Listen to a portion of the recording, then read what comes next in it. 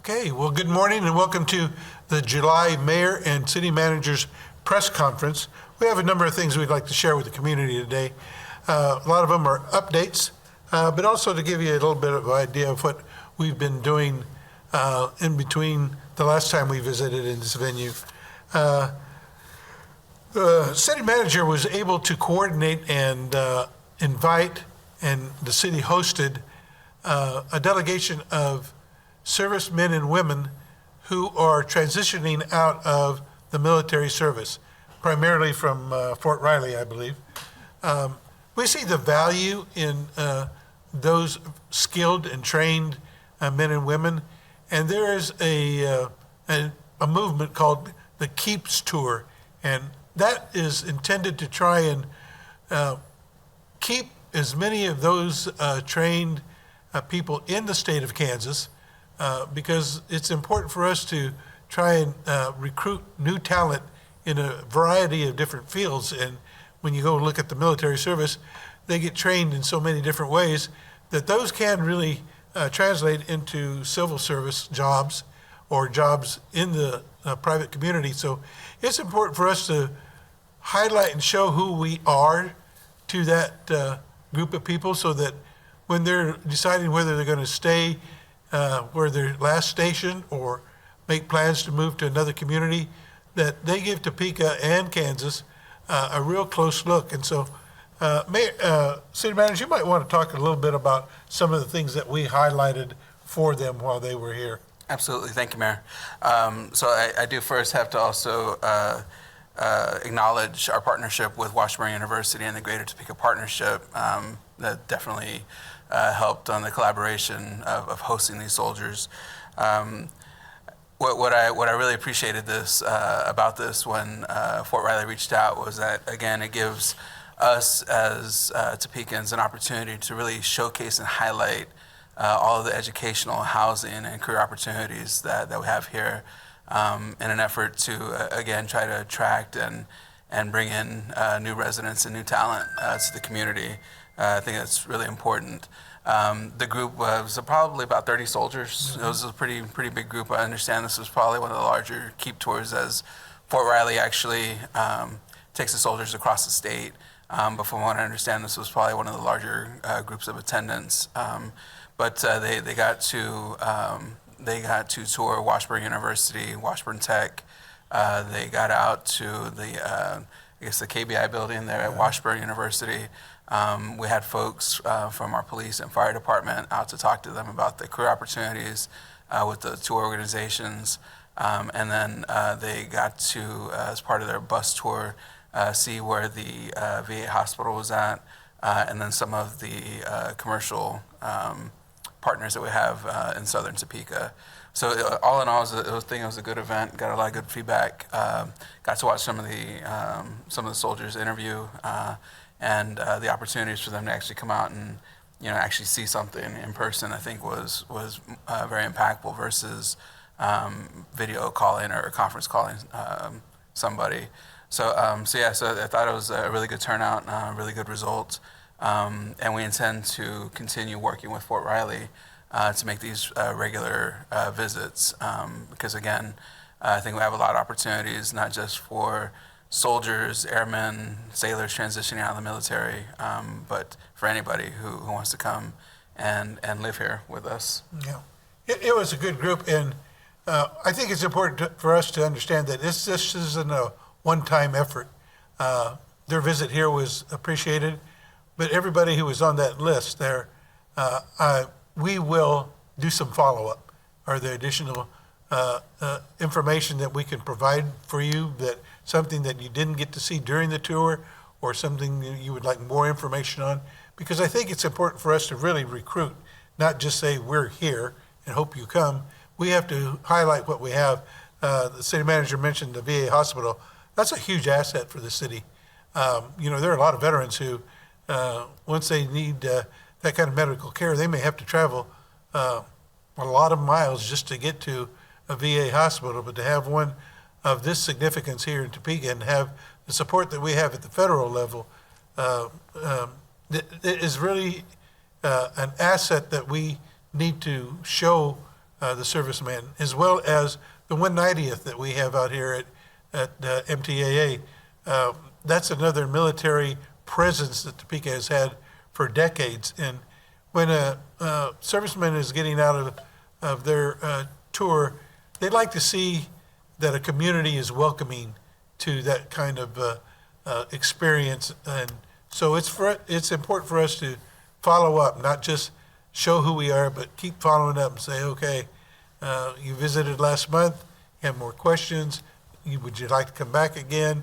Be more specific. So I think that's an important thing for us to do. So and I appreciate the collaboration between GTP and Washburn, as the city manager mentioned. Another thing I want to talk about, it kind of dovetailed into that, while they were here, those They didn't make it. soldiers They didn't make it. didn't make it. Yeah. Oh, that's too bad. Their buses, their vans broke down or something. Well, we had planned to have them go to the Fiesta Topeka because, that's such a community-wide, diverse celebration for our community that we wanted them to see how City of Topeka invites everybody to enjoy the good things here in Topeka. So it's unfortunate they couldn't make it, but definitely it's something that we would have liked to highlight. This year we had great attendance. As usual, we had almost record high temperatures, but that's always the case for the Fiesta Topeka. And even though that there was some construction going on the Branna Street Bridge and around the city, the crowds found their way there, and a lot of them used the shuttle service that was provided, and that was really important because I saw a lot of people taking advantage of that. So I thank the community for supporting that event, just like they do many of the other events that we have coming up. In fact, we have one coming up pretty soon, and that is the National Night Out. That'll be August 9th here in Topeka at the Expo Center. Is the main one that the city is going to host, but we are encouraging and doing whatever we can to help the neighborhoods who still like to have their own National Night Out event, make that happen for them as well. I don't know if any other additional plans that you might have with the city manager for those other neighborhoods, but if anybody needs to contact our office, just give us a call. And I think Monique Glade is the one is the contact, and she will help you with where she can with all the needs you might have. But I encourage you to come out to the National Night Out. Reminding people the idea behind that to begin with, decades ago, was that we show the community that we're all in solidarity and trying to keep an eye on each other and make sure that we keep the city safe. And so there's going to be a lot of events, food trucks, giveaways, all that there at the Expo Center. So mark that on your calendar. It's from 12 to 5 o'clock at the Expo Center Drive or the Starmount Vale Event Center. That's coming up very, very, very soon. There'll also be a talent show there. I won't be included. I'm not surprised in that talent show. But I was able to talk to a few people who are going to be performing there, and they're looking forward to a good attendance. So I just wanted to bring that up as well. And one of the important things that has happened recently is our fire department having some personnel changes. And to that, I'll ask the city manager to speak to those changes for the department. Thank you, Mayor. As we've mentioned, our current chief, Randy Phillips, has announced his retirement at the end of the year. His actual last day as fire chief, acting fire chief, will be August 4th. And to that end, we've appointed former shift commander Chad Longstaff with Topeka Fire as our interim chief. He will actually be transitioning in on August 4th. Chad has over 30 years of experience with Topeka Fire and just numerous certifications and extensive training background. So I've heard nothing but support as far as the appointment, and just want to let Chad know that we're behind him and and intend to make this transition successful, not just for him, but and basically for the fire department as well, ensuring our continuity of operations and ensuring the continued excellence within the fire department. And along those lines, I know that the fire department has been looking at some new equipment and have gone to on-site inspection of some of that equipment. So we're trying to continue to keep our department equipped with all those new techniques in suppressing fire and keeping our firefighters safe. And along those lines, in public service, the police department recently had 23 new police recruits sign up. And I think that's important to note because oftentimes people say, well, you need to get out there and recruit. Well, we do that on a pretty regular basis. And we put together those academies based on the numbers that we're able to attract to the position. So I think 23 is a good start. And I'm encouraged to see that many people step forward and want to try and serve their community in that capacity. So that's important for us to continue to do. The one other thing that I would like to mention today is that earlier today, myself and city manager had a very nice visit with Congressman Derek Schmidt. He came to our office, and it was we've known the congressman for a number of years, obviously, here in Topeka as the Attorney General and his service at the State House. So it was a friendly visit.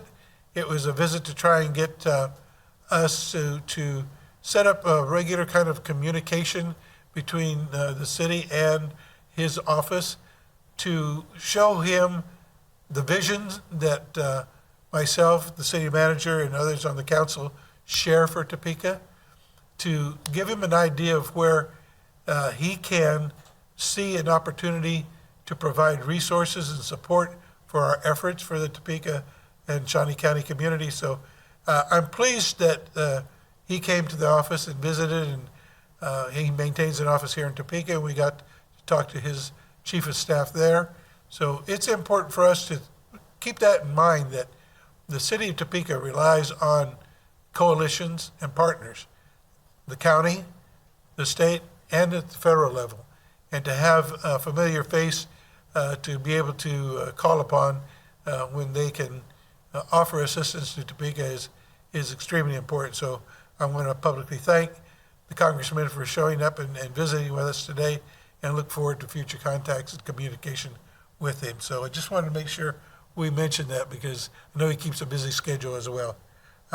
City manager too, I think as the weather is getting hotter and we're getting shorter on those days for school to start again, I know there's an activity and event that you've been involved with that you would like to speak to. Yes, sir. And going off of the mayor's points about collaboration and partnerships, speaking of school coming up, we've actually partnered with Walmart, Grace Med, and others to actually host a school supply drive.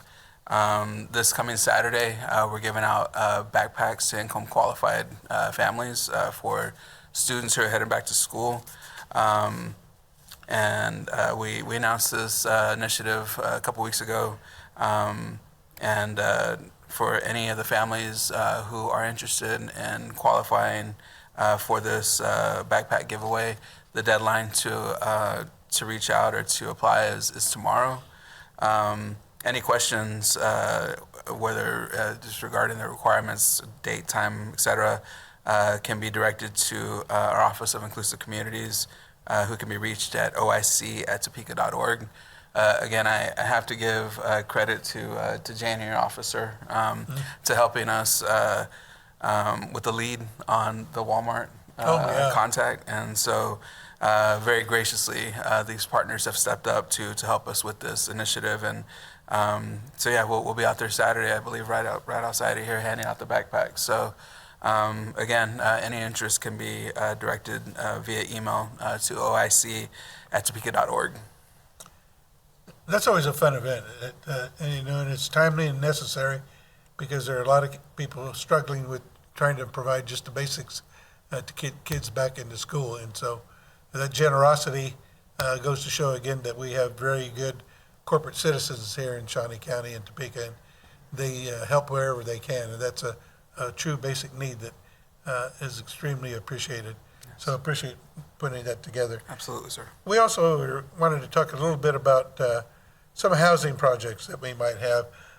Not far from here, we can see one really outside the windows here, that the downtown project that is already really aggressively broken ground. So if you can speak to that, I appreciate it. Yeah, absolutely, sir. As the mayor mentioned, the tower apartments, they're underway. Our city council had, it wasn't just our city council. I have to give kudos to Shawnee County as well as to the state on development incentives that were provided for that development. It's, I believe, about a 250 unit mixed income housing or affordable housing complex. Again, it broke ground probably within the last couple of months, and that is ongoing, scheduled for completion, estimated completion in January 2027. And then also too, City Council recently approved, and we received an approval for RHID from the Kansas Department of Commerce for another approximately 200 unit apartment complex in downtown. Very excited about that. I mean, again, continuing to add to the vibrancy of our downtown. But that's not the only area of the city that we're focused on housing and supporting housing. In the Fremont Hill area, Johnson Betts Meadows has a $46 million investment in multifamily housing that's in Southeast Topeka. It's going to bring another 176 units of affordable housing to the community, again, through the low-income housing tax credits and other incentives. And so very excited, Mayor, about all the housing that is ongoing and being projected to come to Topeka. It's definitely one of those needs that we need in order to continue to grow as a city and continue to add to the vibrancy of our community. Mm-hmm. Yeah, and if you drive around town, you can see different parts of the city that are experiencing some improvements. And if you certainly take a drive down South Topeka Boulevard, you can see all the building and construction that's going on there with the new retail that we have there with the new Chick-fil-A and the Whataburger. I drive by there, and there are lines there all the time. So it's been a welcome addition to our choices here in the city of Topeka. And I continue to ask citizens to be patient with us as we work through all those construction pieces that have to come along with that new development. So it's important to recognize that we are not just standing still. We're moving forward in many different areas. So when you consider that Topeka has always been what it is, but it seeks to be even more. And we've been working very hard at that for the last few years. So I appreciate that. There's the last thing that I wanted to mention was, for me anyway, was my appreciation for Pastor Sublette and his contribution to the community that he serves out there in Highcrest. I mean, he has been a force to be reckoned with, and he is a force that's complementary to what we are here in Topeka. He works with the community, he works with the population, he listens very carefully. He tries to be as inclusive as he can in those things that he's bringing to a community that for a long time didn't get the recognition or the hope that a lot of us seek to bring to Topeka with hope, health, happiness, and prosperity. He's making it happen by those things that he has brought around in that area with the help of the residents there. We have to remember that while he's the kind of point of the spear and the leader, those residents support him in every way they can.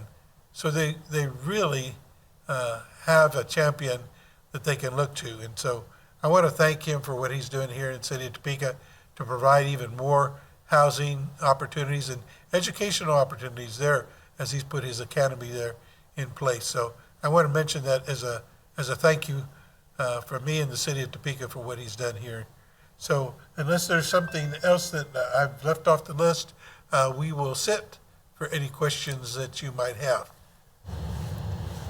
You mentioned the congressman's here to help us out and do things for the city. What exactly did he walk away saying, hey, I'm going to get this done for you guys?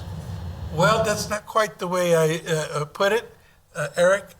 I made it clear to the congressman that I know when we have visitors from the federal government, oftentimes I think that they might get the feeling that when they get here, we're always asking for this or asking for that, and not taking the time to let them help us by what they observe in our community.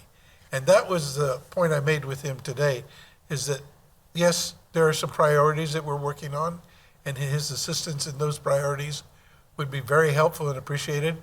But as he looks through our priorities, is there something that leaps to his mind that says, that's something I really would like to be able to put some resources behind? One of the things that I talked about was our communications with regards to mental health access here in the community. I think it's important for us to bring that as a priority. Talked with him a bit about housing in HUD and our opportunities for improvement there for some of the properties that we have had some difficulties here in the city of Topeka. The Riverfront Authority was another one that I visited with him about. So all of those things, almost every community has some kind of similar project that they would ask a congressman for assistance on. But I think it's important for us to allow our elected officials at the federal level to see where they can do the most good and say, okay, now I saw your list of 5, but these 3 I can really get on. And I encouraged him, and he agreed that a regular communication about his interest in the things that we're doing and our updating his office would help him be more ready to provide those resources and funding where we think it would do the most good and most impactful for the city of Topeka. You mentioned the 23 police recruits, and I'm curious if you have a number on how many maybe vacancies we have, and also how is this going to help bring the police department back to full strength? Yeah, so we're sitting at about 260 of 300 filled. These 23 will put us right at 283. I will tell you that we'll have more discussions on our budget, particularly on the police side, on August 12th. But we did present our proposed budget for FY 2026, which also included some things like adding some civilian positions to actually free up some of our officers. And so we're looking at 3 civilian positions within our crime scene investigations unit, which would free up 3 officers to go do other things. And then also too, we're looking at civilianizing like a teaching position that we have. Again, that would free up an officer to go do other things. So it's not about just trying to hire folks. The budget also does include some funding for a staffing study to give us basically some direction on how many officers we need, not just how many, but also how they're best deployed. But again, civilianizing positions is kind of a best practice when you can do it. So as I've told council, it's not just how many do we need, it's how we are using them most efficiently. And so this is the first step in trying to civilianize some of our police officer positions again to free up officers to go do things like they can be reassigned to other areas essentially of importance. Yeah, could we maybe reinforce our community policing or bicycle units or those kinds of things? So I don't want to take the chief's thunder, but last night he announced at an NIA meeting that he was actually able to do some restructuring to bolster up our numbers on community police officers to go from 3 to 6, and so really be able to make officers more available to the communities through our CPOs. So again, the chief, he's coming in and he's restructuring and reshuffling some things to make resources more available to try to address some of the initiatives that the community has voiced as important to them. So we're taking direction, we're listening, and trying to move that needle forward. outside of the budget? Why is it important to really work on civilianizing them, and what does it mean to the community, and why is that important to be active with that? Well, it's a couple things. I think one, it gives other career opportunities for folks who maybe didn't want to be a police officer, or don't actually want to be a police officer, but still work in public safety. So it gives those career opportunities. Number one. Number two, it frees up again officers to go do other things. I don't want to speak for the chief, but the mayor mentioned something about maybe staffing a bike, like our bicycle unit back up. It gives more opportunities for visibility for our police officers to be out in the community, more opportunities for community engagement, and so yeah, I mean, there's a lot of benefits to it. Talk about Hotel Topeka. The talks with Endeavor, from what I'm understanding is, you all said that you've been talking with the county with this the whole time, yet I believe, as Kevin Cook says, not once have they come to us about this negotiation with Endeavor. We don't know about that, and so to tie in with the Maynard Conference, he doesn't know what he's going to do with that because he doesn't know what's going on over here. Can you just clarify what you guys have done communication-wise with Shawnee County? I'll let you take the lead, and then I have something to offer too. Go ahead. I'm going to just stand by my previous statements without throwing anybody under the bus, and just say that we have been in communication with the county for quite some time.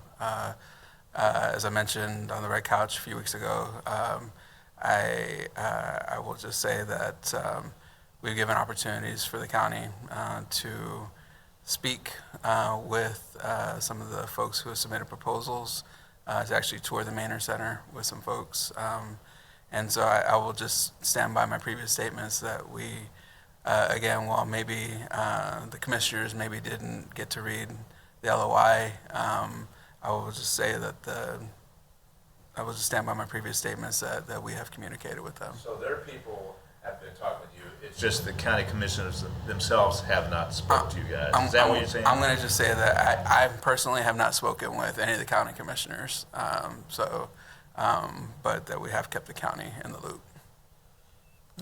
Well, I'll just add that through this whole process, we've been as open to communications as possible.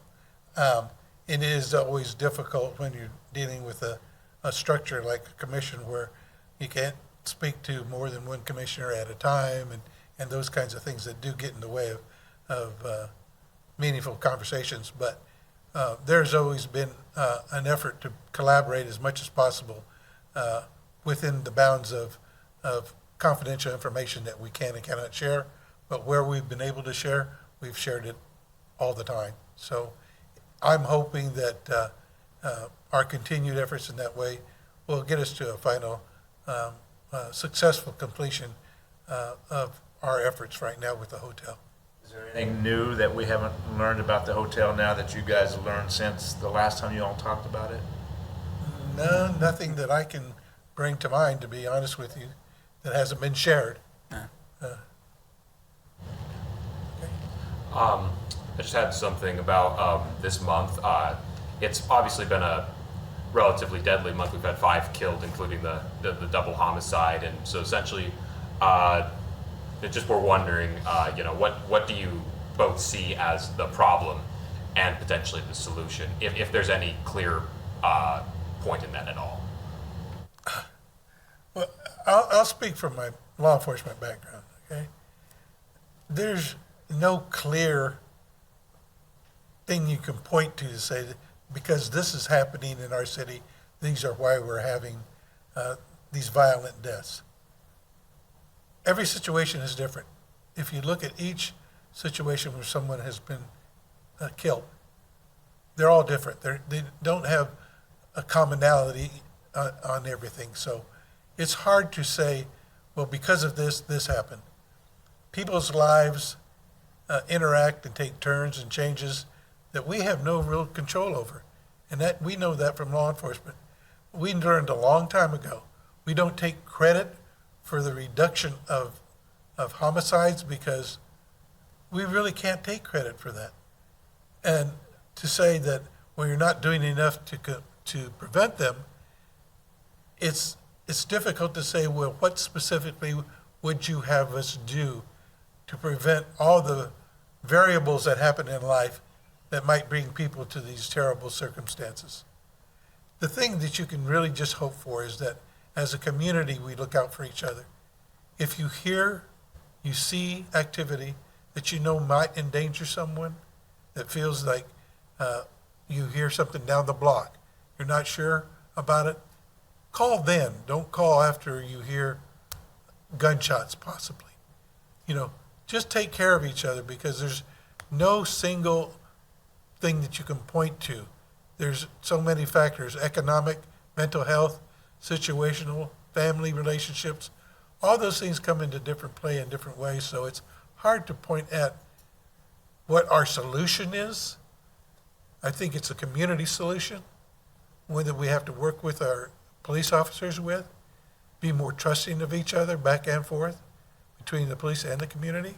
Let us know what's going on so that we can, where we can, take any kind of preventative action.